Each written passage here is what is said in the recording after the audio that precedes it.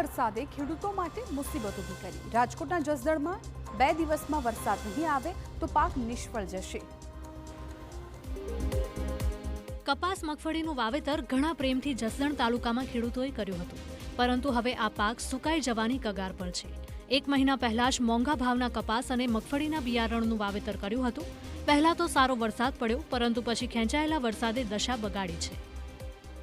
પણ હવે પરિસ્થિતિ એવી છે કે કૂવામાં પાણી ખલાસ થઈ ગયા છે અને આ જે વાવેલો પાક છે એને વરસાદની ખૂબ જ જરૂર છે।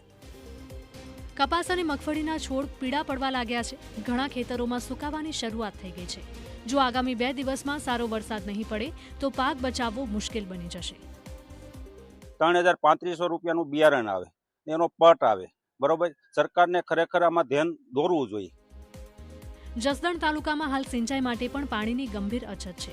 જેમની પાસે બોરવેલ કે અન્ય કોઈ વિકલ્પ નથી, એવા ખેડૂતો સંપૂર્ણપણે વરસાદ પર આધારિત છે।